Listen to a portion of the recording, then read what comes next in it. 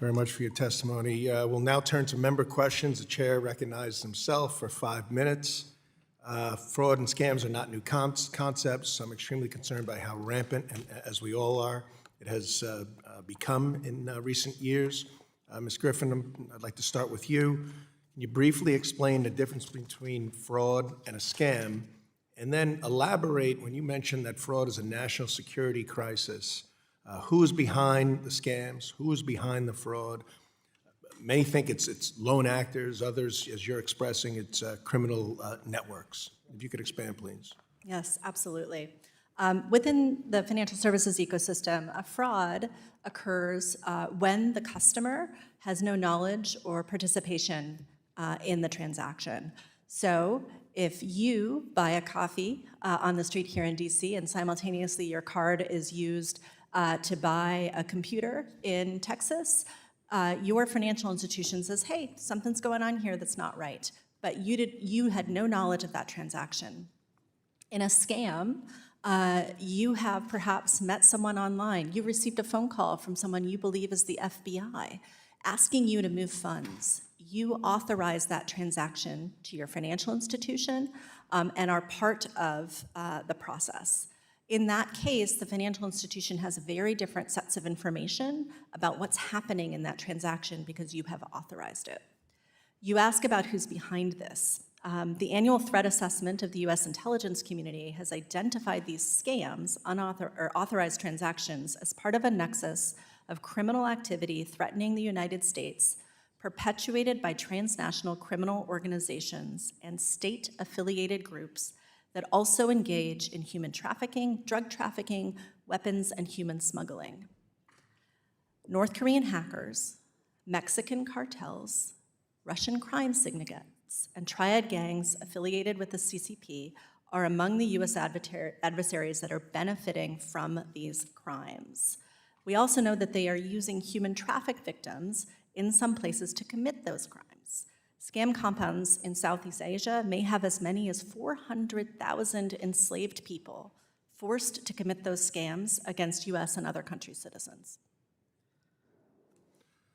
Well, thank you. It's quite compelling. Mr. Bednowitz, what are some of the explanations for the rise in financial fraud and scams? You mentioned it's 33% increase, I think you said over a 2-year period, and I really appreciate you saying these are not just statistics. These are people that are truly being seriously victimized. If you would, please. Yeah, thank you for the question, Chairman. There are 3 primary drivers of the increase in scams and fraud over time. Just lean into the mic a little bit. Oh, sorry. There are 3 primary drivers of the increase in scams and fraud over time: the increase in data breaches, the industrialization of fraud, and the rise of AI. Data breaches have tripled since 2020, and that means there is a plethora, this according to the ITRC and our own data, but that means there's now billions and billions of pieces of personal information that are exposed on the dark web that criminals can use to target people, to target them with compelling messages from their banks, target them with spoofed numbers.